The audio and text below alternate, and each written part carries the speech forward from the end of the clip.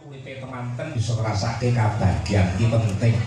Penting. Sampe liya tra kiai kok. Kula iki turunan wali ora mung kiai.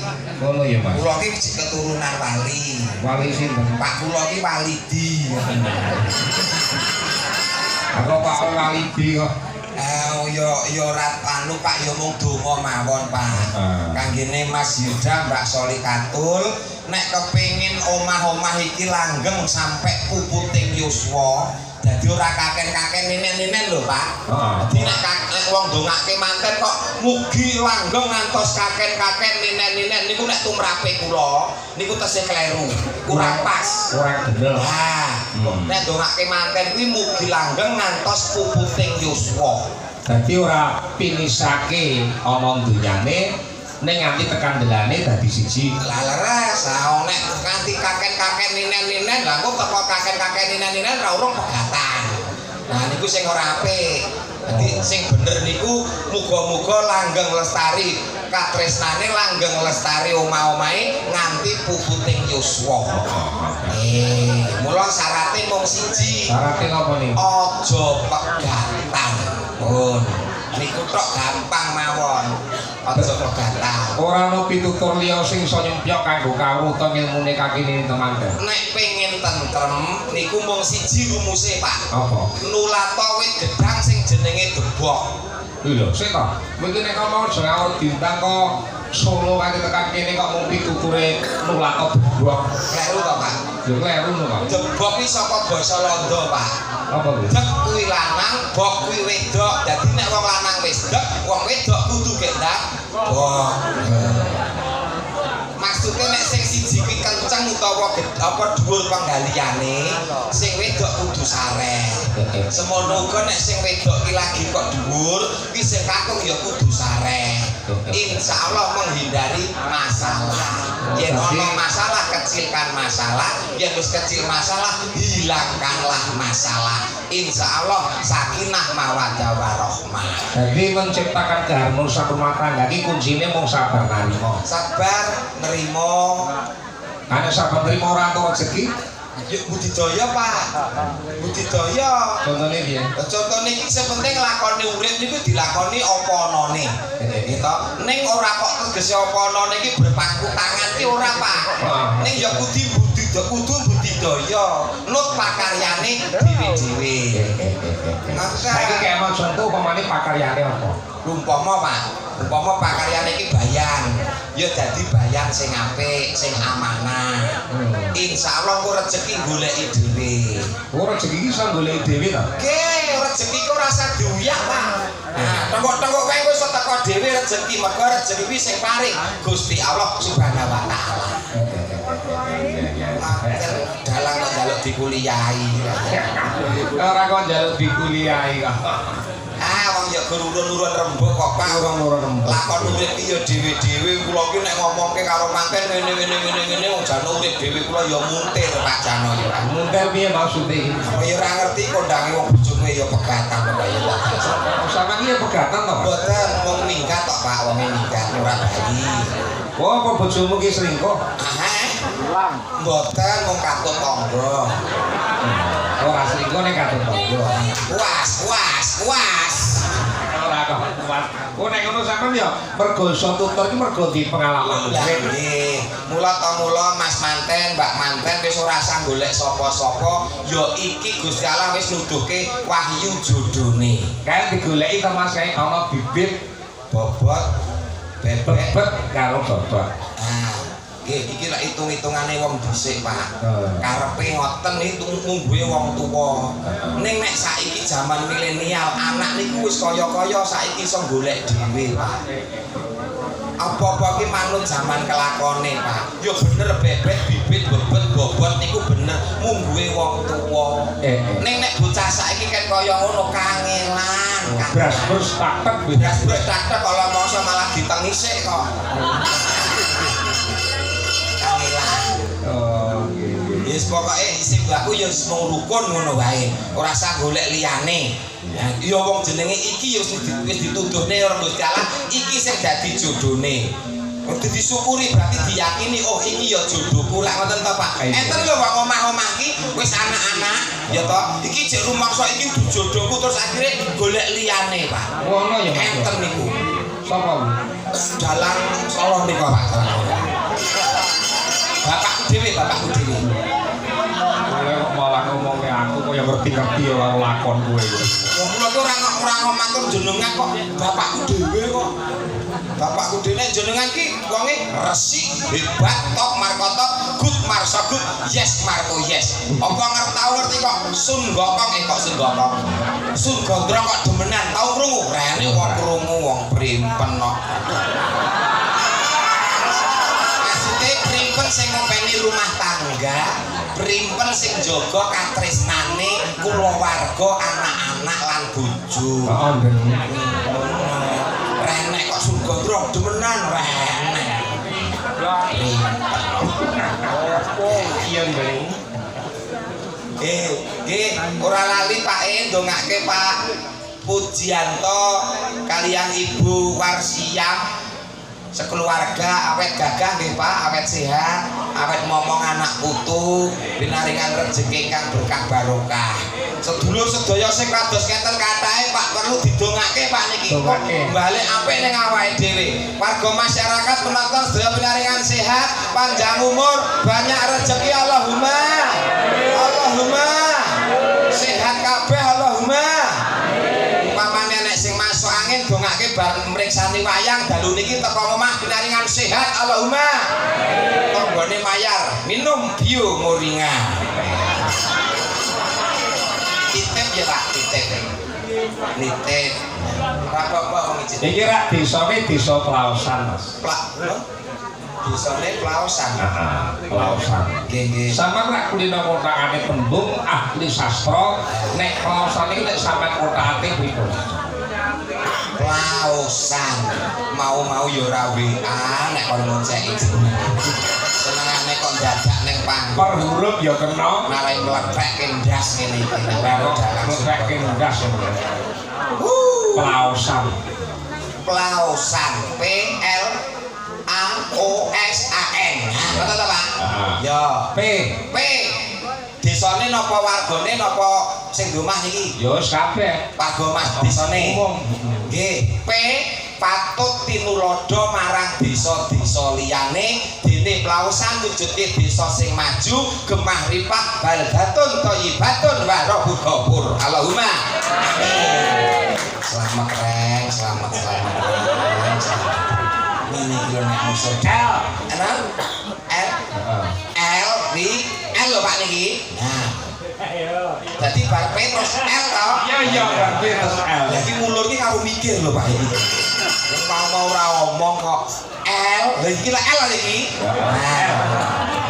Lumakune warga masyarakate manggon ana sisih tengen tegese mbangun miturut bekti marang agama kalinasok ning ya tetep sesandingan karo adat budaya tinggalane nenek moyang hidup Plaosan. Terus mau ditambahi guri mau. Selamat rek, selamat sing apa neh? Makmure ya kudu enek. Oh iya ya ditambahi ngono. Muga-muga Plaosan dadi gemah ripah lojinawi badatun thayyibatun wa rabbul ghafur. Sepelan lawas. Andap asor bebudene, andap asor akhlak karimahe warga masyarakat ana ing Plaosan mriki. Muga-muga badatun thayyibatun wa rabbul ghafur. Seneng marang kabudayan katitik saben-saben duwe hajat mesti nanggap kesenian Jawa tegese kuwi tresna karo budayane dhewe muga-muga warga kene dadak Ore bro. tiwas gableh yo ora jalang sing bayar aku lak jak bacok-bacokan one sik nggih ora lali tansah bekti isone wong kepepet ki ngene iki ora lali nengenke kabeciane taat marang agamane lho muga-muga badatun thayyibatun karo meneh S kudu ganti karo mau lho. Ya kudu padha. Aja padha karo mau. S sing mau sing arep wis to. Saiki S gitu.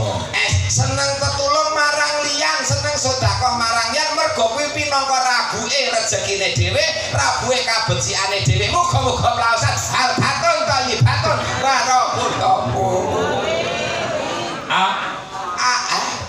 Mau ki wis urung iki meneh ganti arep kok dipecah belah kaya apa plaosan tetep rukun halbatun thayyibatun barakatuh. Nimbali Ki Sun Gondrong saben-saben duwe hajatan pentase wayang dagelane gareng tralala. Muga-muga halbatun thayyibatun barakatuh. Kowe gak mesake aku Mas nyawangake pucet ini gak mesake. Kloso Klaten.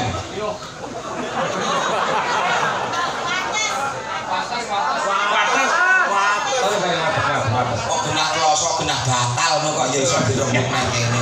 Wates kloso batal wah karo tes. Wah karo tes.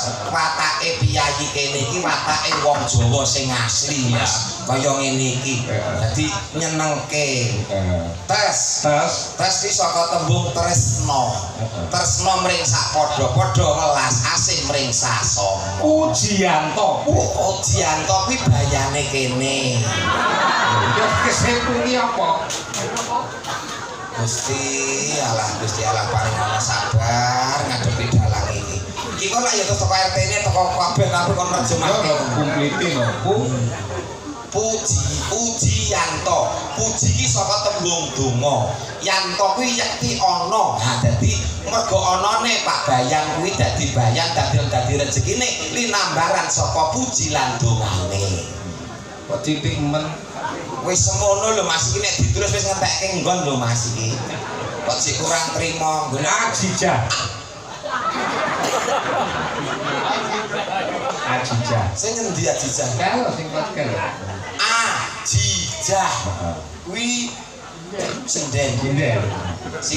Sinden sing demben arep didemeni Sun Gondrong. Lambemu piye dikondhange kuwi sulak rencana ning beda keyakinan. Sun Gondrong demen Asisah moh. Iki ora tak putih kabeh kon terjemahke penonton semene okae mimir cangkemku to Mas ngene iki. Jajale jebene kok jah. Jatuh di pantai-pantai aku tuh ora mikir perkara kuwi kok. Ora Mas iki mung guyon. Pokoke dalang ger anu Sun Gondrong ki ora wani nek demenan ki ora. Salaman sik to. Printen puntokan. Assalamualaikum. Waalaikumsalam. Pripun kabare? Apik, Dik. Alhamdulillah. Alhamdulillah. Wah, jadi yo mending kok ya kaya ngene. Iya toh? Napane? Bembere gede. Iya, bembere gede. Wah, iya. Iki bejane sing entuk weteng mudhun. Nak kono pokoke milihno pilih weteng munggah. Lah napa? Ayo wis ben nyawang rai gak apa-apa. Nek weteng mudhun nek wong bember kaya ngene paling kok buaki leton.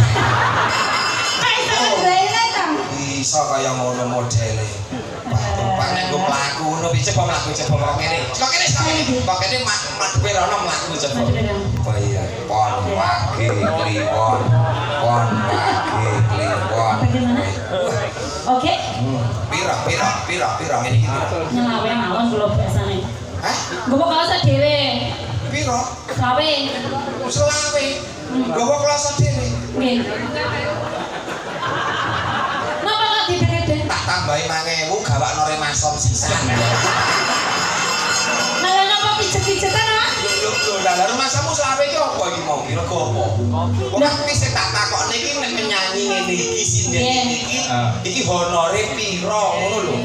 Lah nggih digenahne to. Kok iso selawe gawa kloso iki kaya pijet payung gilingan Solo lho. Apa kuwi? Alah wong aku yo ngeteke sampean ndak tau apa kuwi. Oh, berarti jenengan Sing ngomong niki lho apa aku ora pati. Pijet payung kae lho Mas. Sing endi kuwi? Gilingan Solo kae lho. Mosok kali kok katheke jenengan keri ning kono. Bar ki globelan Satpol PP jenengan terus panik prucut bareng anu sampean mlayu. Aduh reng ora penak ketokku bareng mbok tili kleru katheke sing mijet elek bonjire no. Ora penak. Kowe iki primpen Mas. Kok tadimu iki lho lho sing nyimpen Iki lho sapa sing nglakoni ngono kuwi kok? Heh? Masa lari? Aku ki ora lali, ning iki aku ora nglakoni lho mau. Mau ya gondrong ini iki. Urane nganggo kathok training nek terusane SMP Muhammadiyah.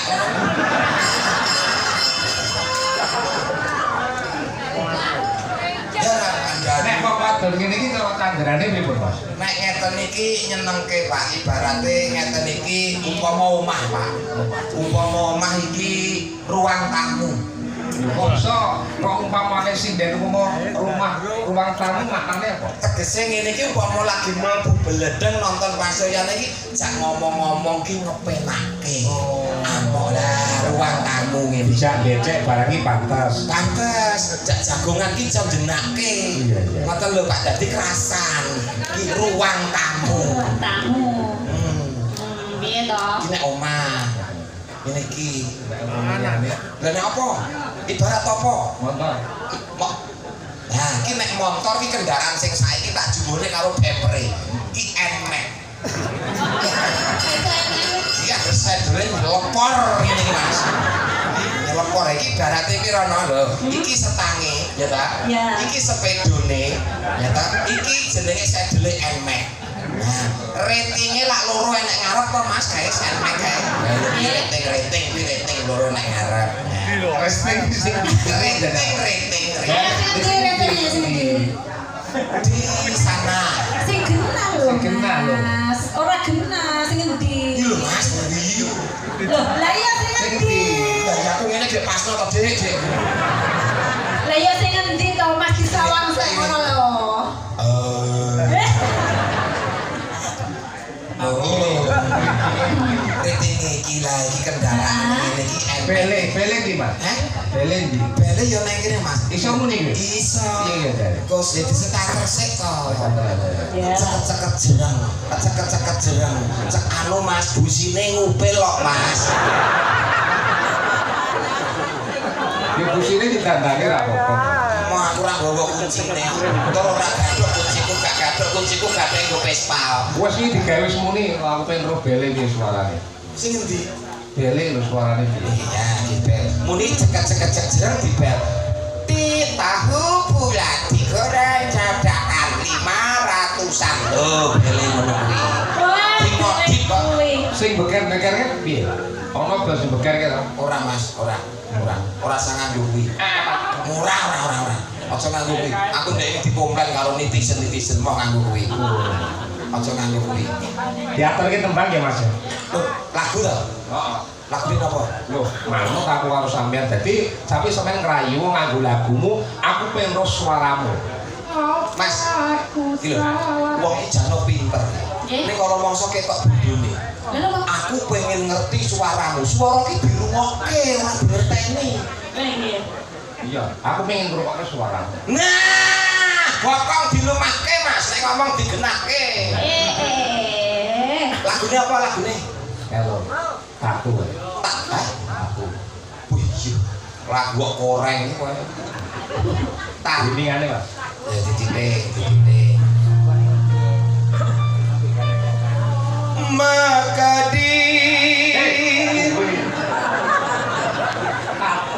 lho yo lagu tatu to Mas. Lah yo nganggo Makadir kan selawatan sik ben pinaringan selamat to Mas. Oh, pondok kok padake. Anak Betawi. Kok anak Betawi? Sing tatu lora iki cah Betawi pindah nang Blitar. Oh. Terus transit meneh nang Kediri. Oh, bintone ya kula. Endi mo? Ini kan, Dok. Lah kok dijane wae kok. Lah kok nglamuti, wong kene lagi arbawa kok. Nya. Ketinggalan zaman katanya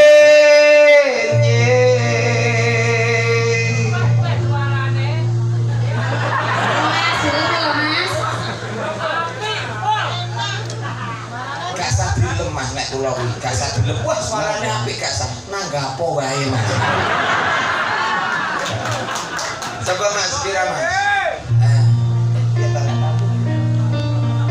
apa aku salah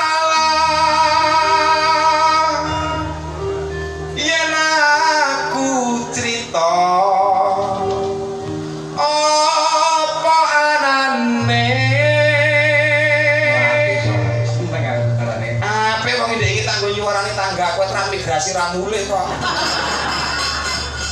Wong sing tak tresnani. Wong sing ning sandingmu kok tak tresnani. Lah kan sing tak tresnani sing ning sandingku, Pak. Oh, iya. Berarti wong sing tak tresnani ya. Hati-hati nek ngomong karo aku, Pak. Piye iki mau piye? Wong sing ning Ora mbok ajari.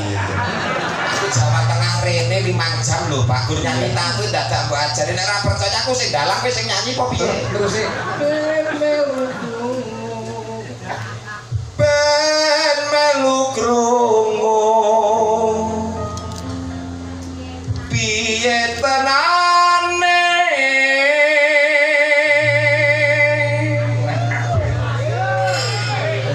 Aku suarane kok wani bayar 10 juta.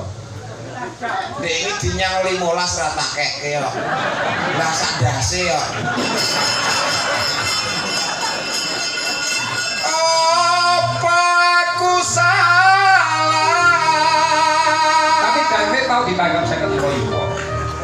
55 juta nika sidane dundake Pak. Dadi 55 juta tambah 500.000. Terus Iki karo dilatih diesel sak modare Pak.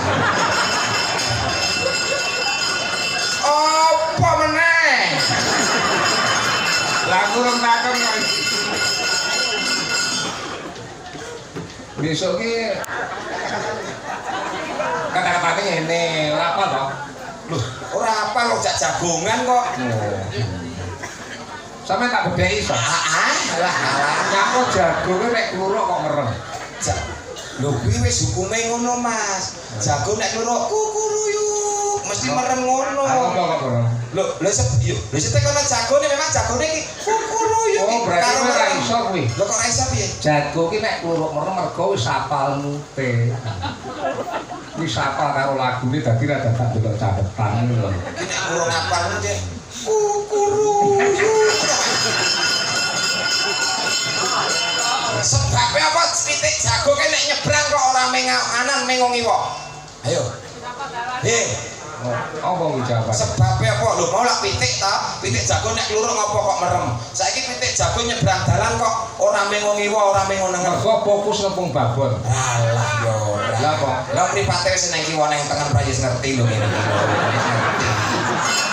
sebabnya kok kucing lek digetak mburi kok noleh. Hah? Kucing Digetak kok mburi kok noleh. Lah kucingnya kaget kok. Lah iya kok noleh sebabnya apa? Lho kaget mestine ya kaget terus Sono ora iso ta kowe. Lho kucing yo ngono kok. Sebabnya kucing ra duwe sepion.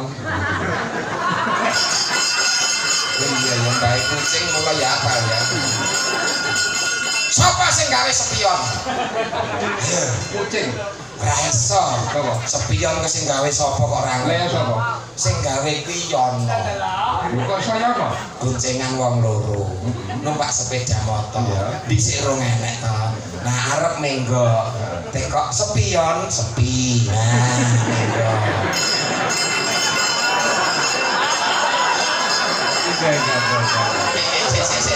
Iku dagelan iki ya kok mlepet pikirane ya.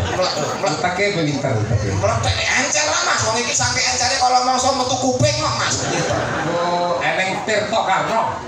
Kok iya iki Iki kok. Pripun? nganggo aku lho nek pas meneng iki kaya diniken ngene Dik. Niki nang kene tangane ngene. Nah, ora kok kowe ngene iki.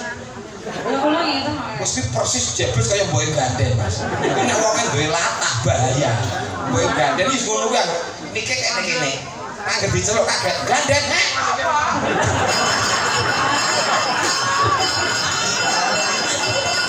Iki ukur-ukur apa ini? Ukur-ukur apa? Yo kaget lho Mas, wong latah iki lho, donone latah lho kok pukul-pukul apa. Sida nyanyi ora iki? Kita ya. Terus ke Mas, pira? Lagune tak ganti. Wah, jangkrik. Wis kene wis kaya mesti diganti. Ganti apa? Ganti apa? Tak turuti. Stasiun Ngawi. Non? Radio Ngawi to. Stasiun Ngawi. Madiun Ngawi kok stasiun Ngawi. Mula sok tuku kaset bajakan